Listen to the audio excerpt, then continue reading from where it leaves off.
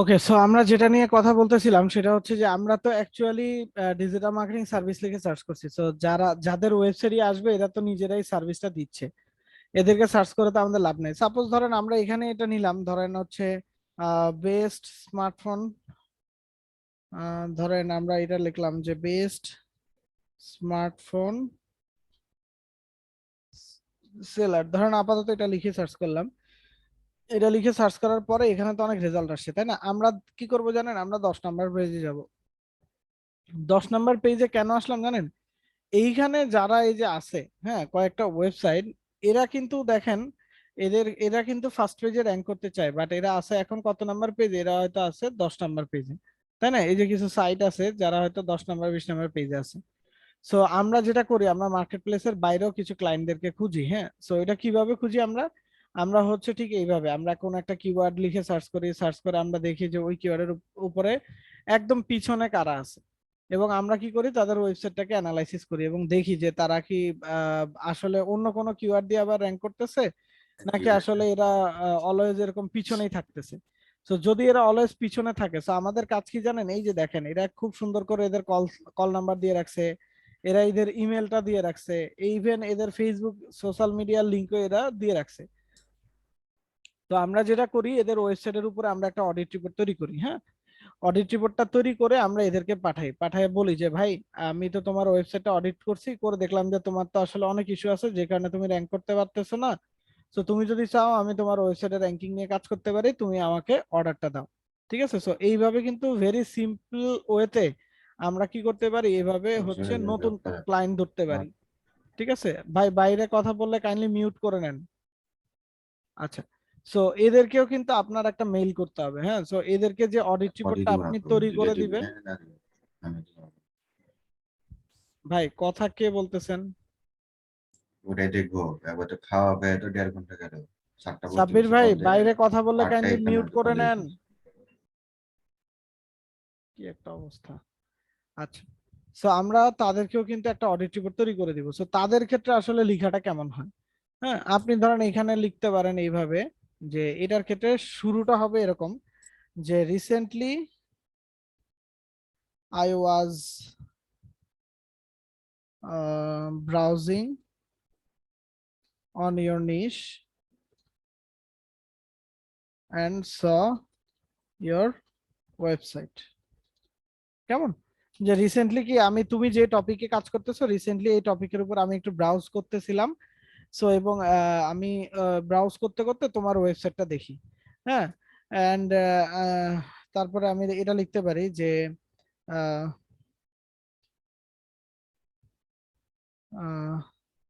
After that, from my personal interest, I have audited your website। তারপর কি করলাম, আমি কি আমার পার্সোনাল ইন্টারেস্ট থেকে আমি কি করছি, এই ওয়েবসাইটটাকে অডিট করছি। কেমন? সো এরপরে যেটা হইলো যে আমি কি করলাম, আমি আমার পার্সোনাল ইন্টারেস্ট থেকে তোমার ওয়েবসাইটটাকে অডিট করছি, এবং অডিট করার পরে আমি যেটা দেখলাম আর কি, যে this website has so many issues for which you are, এখানে ইউ হবে না, তখন হবে you you are struggling to getting rank higher in ACRP, so I have listed all the issues here and blah blah blah, এভাবে আমরা issues গুলা দিব। and নোটের ক্ষেত্রে আইসা I can help you out, you can check out, এখানে you can check out না, I can help you out এটা লিখবেন কমপ্লিট, মানে নোটের শেষে আইসা দেন আপনি লিখতে পারেন এইভাবে, to hire me you can contact with me through through, এটা দিয়ে আমি ধরেন একটা হাইফেন দিলাম, দিয়ে এখানে লিখে দিলেন যে ইমেল। এটা লিখে আপনি ক্লোন দেন, ক্লোন দিয়ে আপনার যে ইমেল আইডিটা আছে সেই ইমেল আইডিটা আপনি এখানে দিয়ে দেন, gmail.com। এভাবে ইমেল আইডিটা দিয়ে দেন। হোয়াটসঅ্যাপ লিখবেন সব সময়, আর একটা হোয়াটসঅ্যাপ নাম্বার অবশ্যই ইউজ করবেন, কজ মোটামুটি ম্যাক্সিমাম কান্ট্রিতেই মানুষ হোয়াটসঅ্যাপটা ইউজ করে। ঠিক আছে, সো হোয়াটসঅ্যাপ লিখবেন, লিখে যেমন আমি আমার নাম্বারটা দিয়ে দিচ্ছি, কান্ট্রি কোড সহ দিবেন কারণ সে যে কোনো কান্ট্রির হতে পারে। তারপরে আমরা দিতে পারি হচ্ছে ইমেল, হোয়াটসঅ্যাপ। এরপরে আমরা দিতে পারি হচ্ছে আমার Facebook page, Facebook page clone দিয়ে এখানে আমি আমার ফেসবুক পেজের লিঙ্কটা দিয়ে দিব, যে facebook.com/hs, GHOSH 772, কেমন? সো আমি কি করলাম, আমার ফেসবুক পেজের লিঙ্কটাও দিয়ে দিলাম। তারপরে আমি আরো দিতে পারি,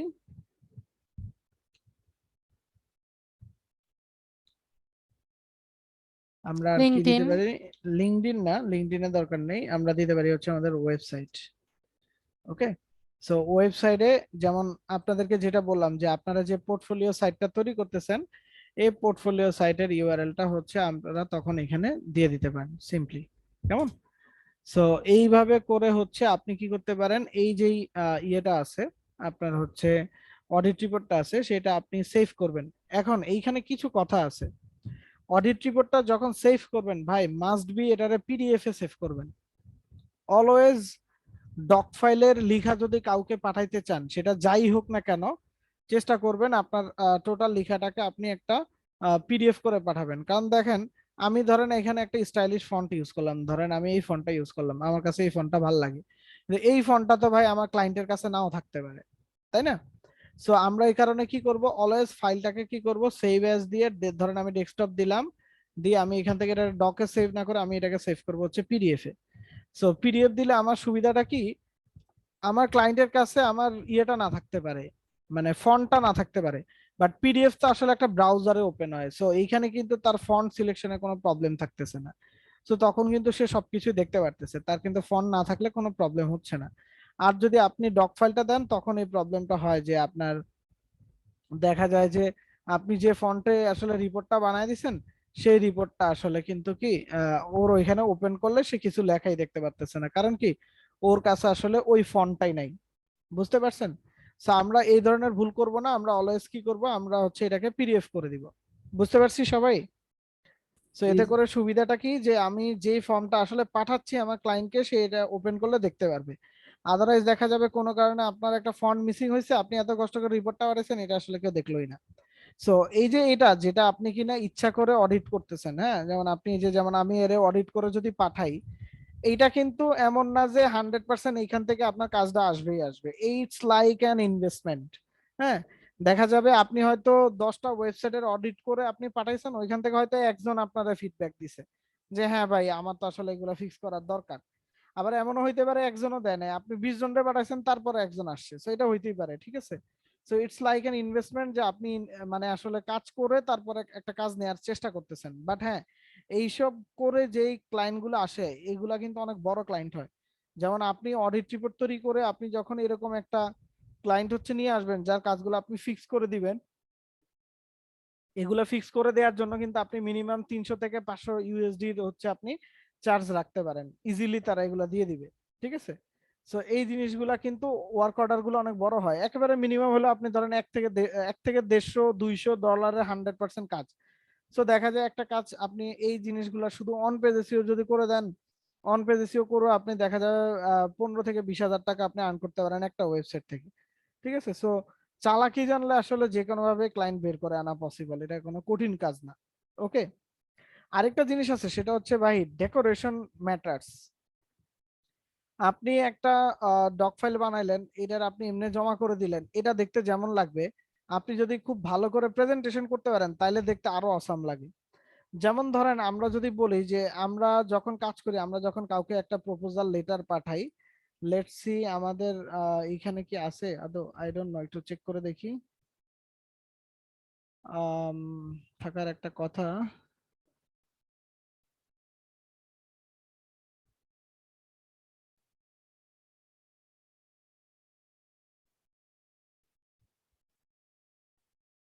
এত এত ফাইল, মা গো মা। না, এটার ভিতর তো থাকবে না। ওকে, নো প্রবলেম, মেইন ফাইল থেকে নিয়ে আসি।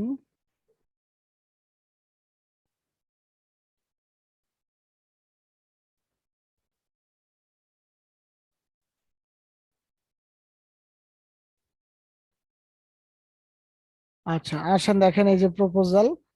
সো আমরা এখানে যে আমরা কাজটা করি সেটা হচ্ছে, লেটস সি, আমরা আমাদের এই লেটার হেডটাকে যদি ওপেন করি।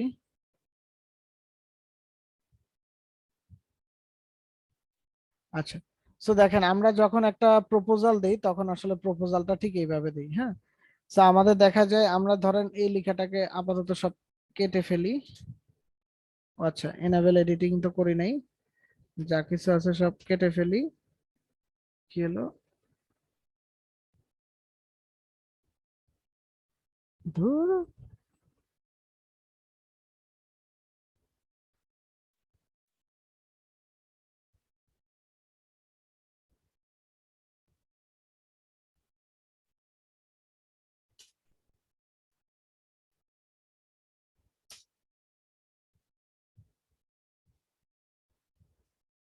আচ্ছা,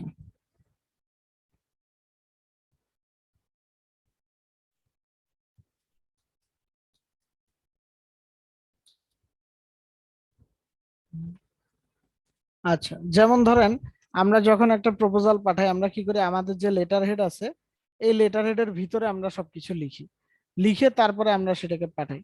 হ্যাঁ, সো এটার সুবিধা হয় কি, যে আমাদের প্রেজেন্টেশনটা অনেক সুন্দর থাকে। সো আপনি যেটা করতে পারেন, আপনি এরকম সুন্দর একটা লেটার হেড তৈরি করে নিতে পারেন, আপনার যদি ডিজাইনার থাকে ডিজাইনারকে দিয়ে, দেন আপনি সেটা ইউজ করতে পারেন, কোনো প্রবলেম নেই। কিন্তু এটার এখানে কি আছে ভাই?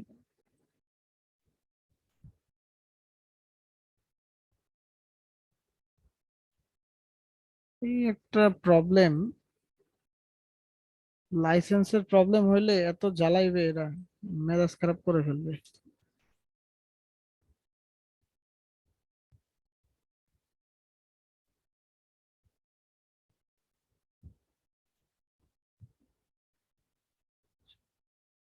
জাস্ট এ সেকেন্ড, ফাইলটাকে আরেকবার একটু ওপেন করি। আমার তো একটা ফাইল বানানো আছে এরকম।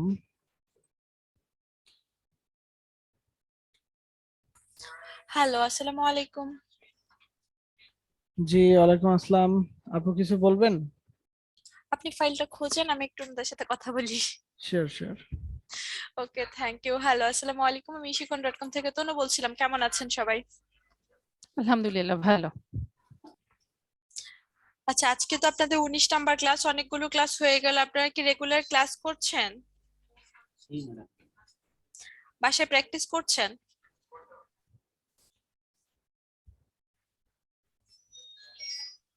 বাসায় কি আপনারা প্র্যাকটিস করছেন রেগুলার? জি ম্যাম। আচ্ছা, কারো কি কোনো প্রবলেম হচ্ছে, মানে ক্লাসে জয়েন বা কুইজ অ্যাসাইনমেন্ট, কুইজগুলো কি আপনারা দেওয়া শুরু করেছেন? আচ্ছা, কুইজগুলো হচ্ছে আপনাদের আরেকটা ক্লাস পরেই কুইজগুলো দেওয়া শুরু করে দিবেন। আর অ্যাসাইনমেন্ট নিয়ে কারো কোনো প্রবলেম, অ্যাসাইনমেন্ট বা আদার্স কোনো বিষয় নিয়ে কারো কোনো কোয়েশ্চেন বা কারো কোনো প্রবলেম আছে?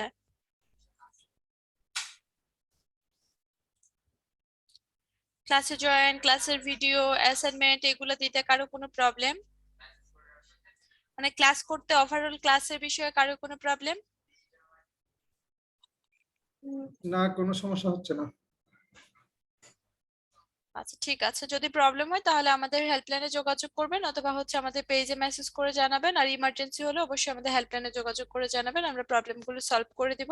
আর রেগুলার ক্লাসে জয়েন করবেন অবশ্যই অবশ্যই, এবং ক্লাসের ভিডিওগুলো হচ্ছে আপলোড করার সাথে সাথে আপনারা ডাউনলোড করে নিয়ে বাসায় প্র্যাকটিস করবেন। আচ্ছা, ওকে, ঠিক আছে, তাহলে আকাশ ভাইয়া আপনি ক্লাসটা কন্টিনিউ করেন। Thank you. ম্যাম, আমাদের রমজানের টাইম শিডিউল সম্পর্কে এটা কিভাবে ঠিক করব? আমাদের যিনি আকাশ ভাইয়ের সাথে কথা বলে করব, নাকি আপনারা এটা ফিক্স করে দিবেন? আকাশ ভাইয়া কথা বলে টাইমটা চেঞ্জ করে দেবে। আকাশ ভাইয়া, জি জি। আপনি ওনাদের সাথে কথা বলে টাইমটা ফিক্সড করে আমাকে জানিয়ে দিন। আচ্ছা ঠিক আছে।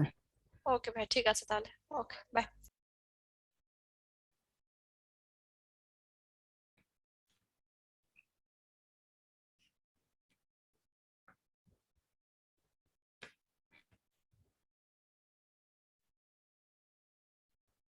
ওকে, সো আমার হচ্ছে অফিসটা আসলে জেনুইন একটা অফিস আমি ইউজ করতাম, তো সো ওইটাতে একটু প্রবলেম করতেছে।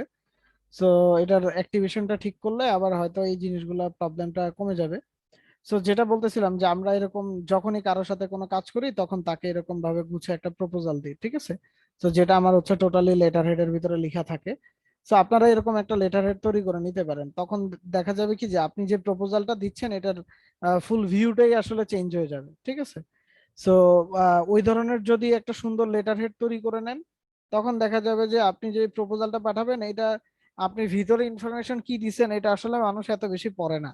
আপনার প্রেজেন্টেশনটা দেখেই মানুষ আপনার সাথে সবচেয়ে বেশি কাজ করে, ঠিক আছে? তো চেষ্টা করতে পারেন ওইভাবেও কাজগুলা করতে। যত বেশি সুন্দর করে সাজাবেন তত দেখবেন যে মানুষের কাছে এটা ক্যাচি হইতেছে, এবং তারা আসলে আপনার সাথে কাজ করতে স্বাচ্ছন্দ্য বোধ করবে বা ইচ্ছা পোষণ করবে, বুঝতে পারছেন? সো স্কিলের সাথে প্রেজেন্টেশন এই দুইটা জিনিসের অনেক মানে সামঞ্জস্য থাকা উচিত। সো আপনাদেরকেও এটা বলা আর কি যে আপনারা সবসময় এইভাবেই কাজটা করবেন। ক্লিয়ার? সবাই বুঝতে পারছেন তো প্রেজেন্ট করার সময় কি করবেন? মনে জি থাকবে তো? ভাইয়া। আচ্ছা, অফিস তো অ্যাক্টিভেট আছে, তাহলে এত প্রবলেম কেন করতেছে? এই মেজাজ খারাপ করে মাঝে মধ্যে আসলে। চুরি চামারি করে আমরা যা কিছু করি, বুঝতে পারছেন, এগুলার কিছু না কিছুদিন পরে সুখ আসলে ধ্বংস হয় নাকি? সো 2019-এর এটার হচ্ছে একদম অফিসিয়াল জেনুইনটা ইউজ করতেছিলাম, ওরা বোধহয় ধরে ফেলছে যে আমি এটা জেনুইন ইউজ করতেছি না, মানে আমার আর বেশি দিন ওরা ইউজ করতে দিবে না। না, your licence is not genuine ধরে ফেলছে না? Software counter fitting, avoid interruption and keep your file save with genuine office today. ভাই আমার জেনুইন অফিসের দরকার নাই, আমি চুরি করেই অনেক কিছু করতে পারি নাকি? দেখ, সো ওরা বোধহয় ধরতে পারছে যে জেনুইনটা ইউজ করতেছি না। অফিসিয়াল সাইট থেকে ডাউনলোড করে জেনুইনটা ইউজ করতাম, একটু একটা ট্রিক্স ছিল ছোটখাটো, এখন সেটাও বন্ধ। আচ্ছা, সমস্যা নাই, আরেকটা ট্রিক্স বের করব। ওকে, সো আসি আমরা মেইন পড়াশোনায়। আসেন আমাদের, এবার বলেন যে অডিট রিপোর্টিং নিয়ে আপনাদের কার কি কোশ্চেন আছে? ভাইয়া 10টা কিভাবে তৈরি করব? হয়তো একটা রেসপন্স আসবে। আপনি এই যে এরকম ডিফারেন্ট ডিফারেন্ট ওয়েবসাইটকে অ্যানালাইসিস করবেন, করে সেগুলো রিপোর্ট করে সেই ওয়েবসাইটের যারা প্রত্যেকটা ওয়েবসাইটে দেখবেন একটা কন্টাক্ট অপশন থাকে, হ্যাঁ, প্রত্যেকটা ওয়েবসাইটেরই একটা কন্টাক্ট স্পেস থাকে বা কন্টাক্ট অপশন থাকে। তো আপনি এখানে গিয়ে তাদেরকে মেইল করে দিতে পারেন, অথবা তাদের যে সোশ্যাল ইয়াগুলো আছে, সোশ্যাল মিডিয়াগুলো আছে, এগুলোতে আপনি ডিরেক্ট মেসেজ করে, এই যে এদের মেসেজ অপশনে মেসেজ করে আপনি তাদেরকে ডিরেক্ট পাঠায় দেন আপনার যে প্রপোজালটা রেডি হয়েছে এটা। সো আপনি ডিফারেন্ট ডিফারেন্ট সাইট অ্যানালাইসিস করে তারপর তাদেরকে পাঠাবেন, যদি আপনি এভাবে আলাদা করে খুঁজতে চান। ভাইয়া এটা তো অন পেজেরটা দেখাবে, তো জি, র্যাঙ্কিং করার জন্য তো অফ পেজটাও ইম্পর্টেন্ট, তাই না? হ্যাঁ, তো অফ পেজের সেক্ষেত্রে জন্য সে তার আপনি তাকে অ্যানালাইসিস করে দিবেন না। আর এটার আচ্ছা ভিতরে অফ পেজের রিপোর্টও দেখায়, not only on page, of পেজের রিপোর্টও দেখায়, সবই দেখায়। আপনি কতগুলো লিঙ্ক করতেছেন এই যে মজের ভিতরে, হ্যাঁ, মজে যদি আপনি আসেন, এই যে লিঙ্কিং ডোমেন্স, এগুলো তো আপনাদের জানাই কতগুলো লিঙ্ক হয়েছে, কতগুলো লিঙ্ক হয় নাই, এগুলো সবই, বুঝতে পারছেন? আর আপনার ব্যাক লিঙ্কের জন্য অ্যাকচুয়ালি আপনি অডিট রিপোর্ট করে কোনো লাভ নাই, কারণ ব্যাক লিঙ্কের ভুল দেখায় দিয়ে লাভ নাই, ওইটা তার ওয়েবসাইটের বাইরের কাজ, বুঝতে পারছেন? আমরা অডিট রিপোর্টটা তৈরি করি হচ্ছে আমাদের ওয়েবসাইটের ইন্টারনাল কি কি ইস্যুস আছে এগুলো সবচেয়ে আগে বের করার জন্য। আর আপনার হচ্ছে ব্যাকলিঙ্ক বা আদার্স জিনিস যে স্প্যামেস করে এগুলো যেগুলো আছে এগুলো আপনি বের করে দেখবেন নিজের কাজ করার জন্য, এগুলো তখন আপনার কাজে দিবে। জাস্ট এ সেকেন্ড, একটু হোল্ড করতে।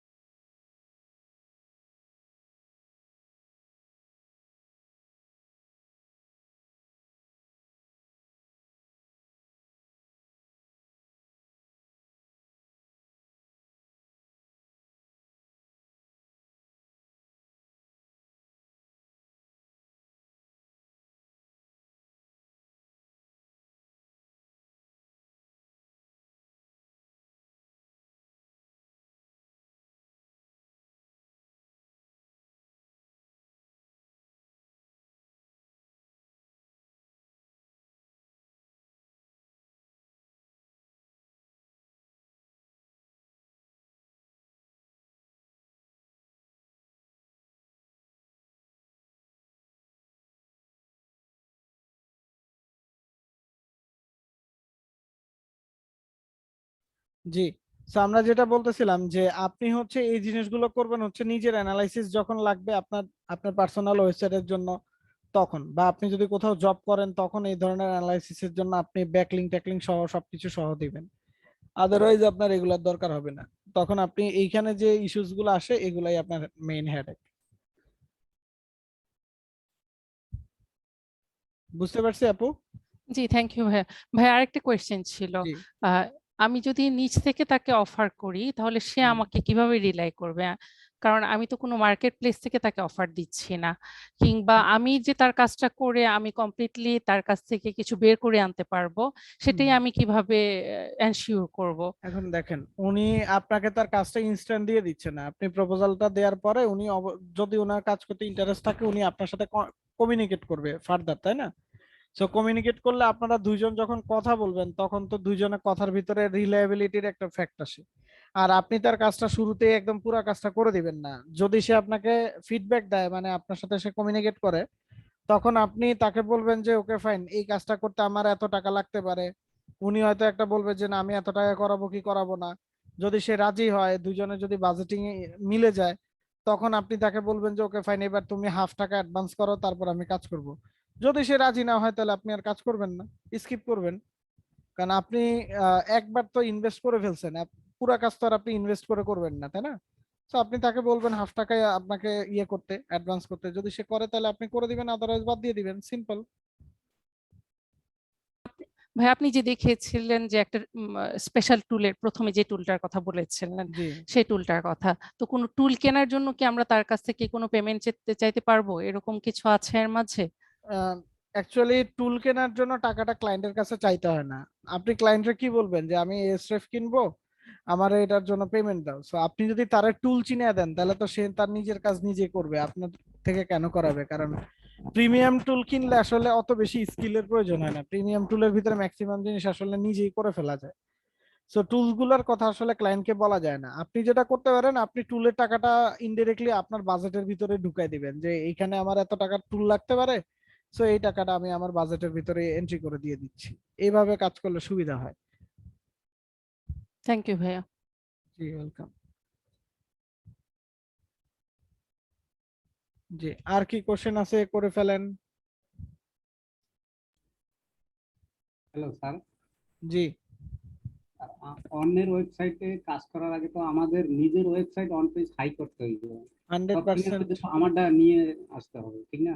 100%। তো এখানে যদি আমি কোনো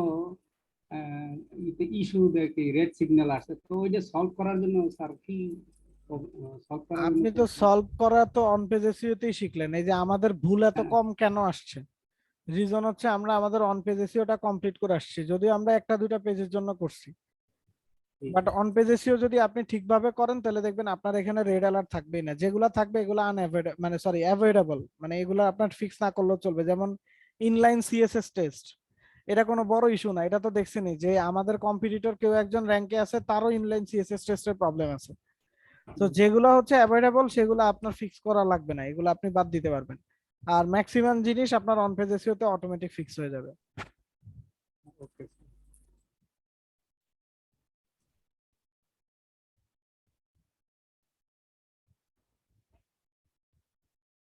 জি, আর কি কোশ্চেন আছে?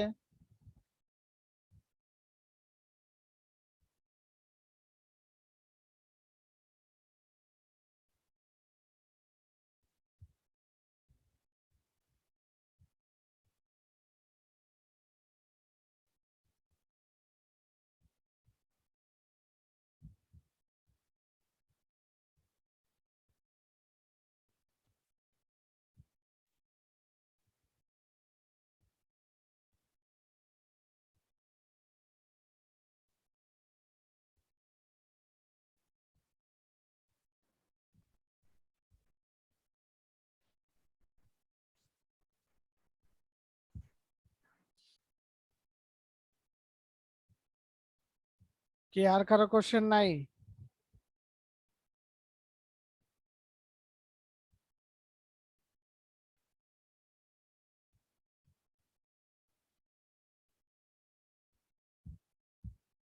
ভাই আপনি বলছিলেন মার্কেট প্লেসের বাইরে থেকে আপনি লোকাল মার্কেট থেকে অনেক কাজ পান, এটা কি তার মধ্যে একটা? জি বলতে পারেন।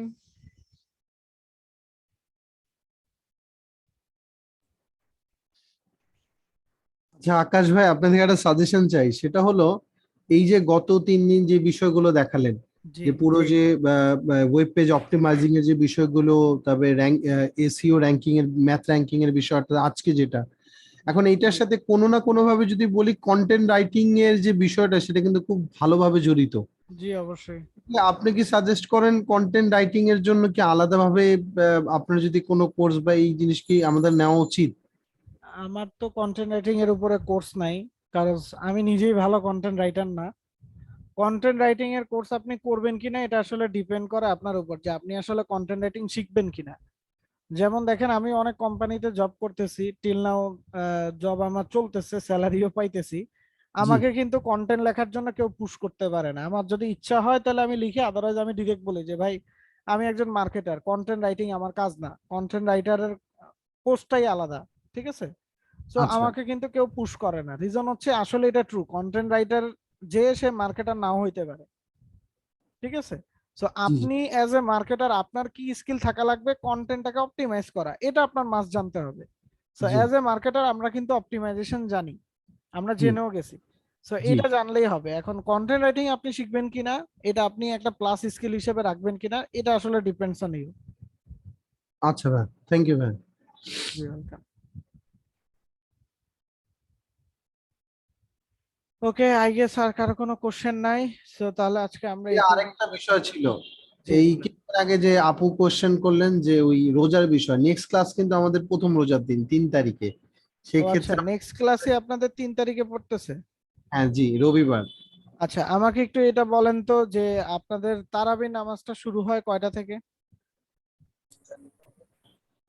আমাদের এটা মনে হয় 8:30 থেকে শুরু হবে বা সোয়া সাড়ে 8টা। 8টার দিক থেকে ভাইয়া শুরু। 8:30 থেকে 8:30 নামাজ হয়তো শুরু বা হয়? মানে এখন সোয়াটটা চলছে, তারাবি অর্থাৎ ধরেন 8:30 থেকে শুরু হবে। 8:30 শুরু হয়, হ্যাঁ। 8:30 থেকে তারাবি শুরু হবে। 10:30 থেকে তো আমার অলরেডি আরেকটা ব্যাচে ক্লাস চলে। তাহলে আমি জি ক্লাসটা দিব কখন? ইশিখনের আপু তো আমার ঘরে সব চাপাই দিয়ে গেল, হায় আল্লাহ, এটা আমি সলিউশন করব কিভাবে বলেন তো? আচ্ছা, আমরা যদি 8:30টার আগে ক্লাস দেই আপনাদের, লাইক আমরা যদি 7টা থেকে 8টা, 8:30 পর্যন্ত ক্লাস দিই, মানে এই 1.5 ঘন্টার যদি 7টা থেকে 8:30 দিই, তাহলে ভাইয়া একটু টাইট হয়ে যাবে বিষয়টা আর কি। আপনাদের ইফতারির টাইমটা কয়টায়? ইফতারি ভাইয়া 6টা 6:30 পর্যন্ত মনে হয় পড়বে। 6:30টায় ইফতার? হ্যাঁ, মানে প্রথম দিকে মনে হয় 6:15-20-এর দিকে হবে, তারপর থেকে না না, ধরেন প্রথম দিকে 6:24 এবং লাস্ট রোজাই হলো হ্যাঁ 6:36। 40-40-এর কাছাকাছি চলে যাবে। তাহলে তো 7টা থেকেও দেওয়া পসিবল না, কারণ আধা ঘন্টা তো ইম্পসিবল। ইফতার করে একটু রিল্যাক্সেশনের একটা ব্যাপার থাকে। এটা কি দিব বলেন তো, এখন টাইম কখন দিব? ভাইয়া ওই 10:30টার বিষয়টা কি তাহলে কি আমাদের, আমি জানি না, বাকি সবাই যদি এগ্রি করে আমরা কি ডেটা চেঞ্জ করতে পারি in that case? Day change করে লাভ নাই ভাই, আমার 10:30টায় অন্য ডে তো ক্লাস আছে। ক্লাস থাকে না ভাই? আচ্ছা। জি। আচ্ছা, আমাকে একটু সময় দেন ভাই, আপনারা যদি আগে জানাইতেন তাহলে হয়তো আমি আরেকটু ডিসকাস করতাম ওনাদের সাথে। আমি তো জানি না যে আপনাদের নেক্সট ক্লাসটা 3 তারিখে পড়তেছে। তো আপনাদের জন্য 7টা থেকে হইলে কি প্রবলেম হয়, এটা একটু আমাকে ক্লিয়ার করেন, কারণ যদি একটু ভাইয়া কষ্ট একটু করে। টাইট হয়ে যাবে, ভাইয়া, তারপরও 7টাই আমরা কয়েকটা তো স্যার আমাদের 7টা ওইদিকে মনে থেকে হয় ভাইয়া যে আমাদের মর্নিং ক্লাস একটু কষ্ট ঠিক করে মতো হলেও করবো। ক্লাসগুলি শেষ করে ফেলা উচিত। হ্যাঁ মানে আসলে, কারণ সাড়ে আপনাদের অলরেডি আজকে হয়তো 19 নাম্বার ক্লাস গেল না? জি তো জি আপনাদের ভাইয়া। হয়তো 7-8টা ক্লাস আছে, আপনারা যদি একটু কষ্ট করে করে ফেলেন, আমার মনে হয় যে এটা আর পিছানো লাগলো না তাহলে। এই আদারওয়াইজ যদি একটা- টাইম মেনটেন না হয়, তাহলে এমনও হইতে পারে যে আপনাদের ঈদের পরে ক্লাস চলে যাবে, কারণ 10:30 আমি যেটা বললাম, আমার অন্যান্য ডে গুলোতে 10:30 আসলে ক্লাস আছে। ঠিক আছে? সো ওইটা আপনাদের জন্য ঈদের আরো পর হয়ে গেলে তো হ্যাম্পার অনেক হবে, লেট হয়ে যায়। অনেক লেট হয়ে যাবে। তো ভাইয়া আমার এটা মনে কিন্তু হয় যে পরে হলে ভাই কোনো অসুবিধা নেই তো, জি, ঈদে পরে হলে কোনো অসুবিধা নেই। না আসলে কারণ ঈদের রমজান পরে মাসে তো একটা, এখন 7টা ক্লাস করা সম্ভব না সাথে রোজা রেখে। এখন এইটা, ভাইয়া 7টা থেকে করলে 1 ঘন্টা করা যেতে পারে। হ্যাঁ 1 ঘন্টা। আমরা তো ভাই মোটামুটি আমাদের 1 ঘন্টায় কিন্তু ক্লাস শেষ হয় প্রতিদিন, 1 ঘন্টার বেশি কিন্তু আমি ক্লাস টানি না। তো 1 ঘন্টা আমার মনে হয় যে হয়ে যাওয়ার কথা। দেখা গেল স্যার 7টা, এর মধ্যে করে ফেলানোই ভালো, ঈদ হইলে অনেক 7টা দেরি হয়ে বললে যায়। আমরা ধরেন 7টা 5 থেকে যদি শুরু করি, আমরা 8টা 5-এর ভিতর যদি শেষ করে দিই, আমার মনে হয় যে আপনারা করতে পারবেন, ক্লাসটা প্রবলেম হবে না। আকাশ ভাই আপনি কি 4টা থেকে সময় দিতে পারবেন? ভাই না না, বিকেলে তো আমার আমাদের অফিস অসুবিধা থাকে হবে ভাই। 4টায়। না না, 4টায় অফিস আছে, অফিস তো ছুটি 4:30টার পরে। না 4টে হবে না স্যার, 7টাই হবে। অফিস ভাই অফিস থাকে তো ডে টাইমে, আর তার চাইতে বড় কথা হচ্ছে অফিস থেকে বাসায় না এসে তো আর ক্লাস নিতে পারবো না। সেটাই। আমার অফিস হচ্ছে গুলশান, গুলশান থেকে বাসায় আসতে আমি থাকি হচ্ছে পোস্তগোলা, আমার আসতে 2 ঘন্টা লাগে। হুম হুম। তো আমার মনে হয় 7টা ফ্রাইডে থেকে রাখলেই শুক্রবারে better। ক্লাস নেওয়ার কোনো সুযোগ আছে কি শুক্রবারে ফ্রাইডে? ভাই ফ্রাইডে করে আপনি কয়টা ক্লাস টানবেন বলেন? না ফ্রাইডে করে তো ফ্রাইডে আসলে একটা ক্লাস আর টানার মাঝখানে দরকার যে নেই। কোনো দিন একটা, এরকম হলে একদিন তো আর রিল্যাক্সে করা যায়। আরেকটা জিনিস ক্লাস হচ্ছে তো ভাই, মাত্র সপ্তাহে 2 দিন স্যার, হ্যাঁ 2 দিন যদি 1-2 ঘন্টা করে টাইম দেয় সপ্তাহে, সমস্যা কই? আমার মনে হয় যে আমরা ওই 7টা থেকেই মানে 8:30 ধরে রাখি আর কি। 7টা থেকে 8:30 এই টাইমটার ভিতরে আমাদের ক্লাসটা হলে আমার মনে হয় যে আর কোনো প্রবলেম জি হচ্ছে স্যার, না। এটাই জি বেস্ট।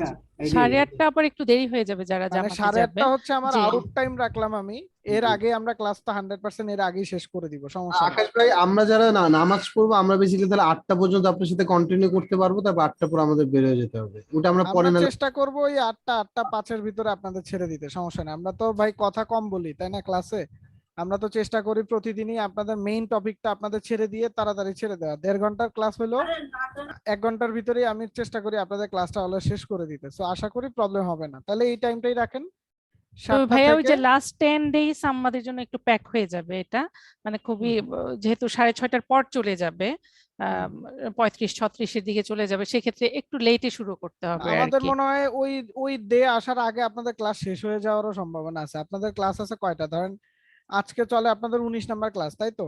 আমি যদি আপনাদের টোটাল 28টা ক্লাস ধরি, লাস্টের 2টা হচ্ছে আপনাদের সাপোর্ট ক্লাস। সাপোর্ট ক্লাসে কোনো শেখানো হয় না, ওই ক্লাসে হচ্ছে আপনাদের সলিউশন দেওয়া হয়। আগের ক্লাসে যদি কোনো প্রবলেম থাকে তাহলে সেটা সলিউশন। তাহলে আমি ধরতে পারি 26 পর্যন্ত যদি ধরি আপনাদের 7টা ক্লাস আছে। তো 7টা ক্লাসে আপনাদের কয় উইক যাবে? 3 দুগুণে 6, 3 উইক। 3 উইকের ভিতরে তো আমার মনে হয় যে আমরা শেষের আগেই চলে যাব, তাই না?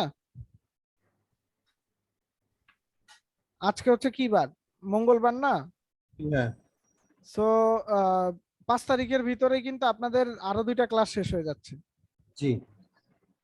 সো আমার মনে হয় যে আমরা ওই শেষের দিকে যাওয়ার আগে আগে শেষ করে দিতে পারবো। আর প্রয়োজনে হচ্ছে আমরা চেষ্টা করব যে এর ভিতরে আপনাদের রবি মঙ্গল তো ক্লাস হয় তাই না, এর জি। ভিতরে যদি পসিবল হয় আমরা বৃহস্পতিবারে একটা ক্লাস টেনে দিব না, তখন দেখা যাবে যে আপনাদের ব্যাচটাই শেষ হয়ে যাবে তাড়াতাড়ি, সমস্যা হবে না। ভাইয়া খুব মানে কষ্ট উইকে হয়ে যাবে ভাইয়া, রোজার এখন মধ্যে তো। আর্লি যদি শেষ করতে চান তাহলে তো আসলে ঘুরে ফিরে আপনাদের একটা না একটা জায়গাতে একটু স্যাক্রিফাইস করতেই হবে, তাই না? ভাইয়া শুরু করি, 2 দিন যাক তো, তারপরে একটা ওটাই। ওয়ে বের হয়ে যাবে। হ্যাঁ হ্যাঁ ওইটাই, আগে আমরা 2 দিন ক্লাস করি, একটু দেখি, হ্যাঁ আশা হ্যাঁ করি হ্যাঁ। পসিবল। আর যেহেতু রেকর্ড প্রয়োজনে ভাইয়া ভিডিও, শেষের দিকে 1 সপ্তাহ বন্ধ থাকলো অসুবিধা নেই। হ্যাঁ ওইটাও সমস্যা নেই, যেহেতু রেকর্ড ভিডিও থাকতেছে আমার মনে হয় যে অতটাও ইস্যু হবে না। আর প্রবলেমটা শুধু আপনাদের একার না, প্রবলেমটা ভাই আমারও, কারণ আমি আসলে বলতেছি আমি ক্লাসগুলো নিব, আমি এখন চিন্তা করতেছি অফিস থেকে আইসা এখন তো তাও আধা ঘন্টা বসার টাইম পাই, তখন তো আমি সেটাও পাবো না। যাই হোক সমস্যা নেই, কষ্ট কিন্তু আমারও আছে। লেটস সি কি হয়। আমরা তাহলে 7টাই ধরলাম ক্লাস টাইমটা, ঠিক আছে? সো ঠিক আছে নেক্সট ভাইয়া। জি ক্লাসটা আমরা স্যার। 7টার দিকে শুরু করব। আচ্ছা হ্যাঁ ভাইয়া। স্যার। ওকে, সবাই ভালো থাকবেন। Good night everyone.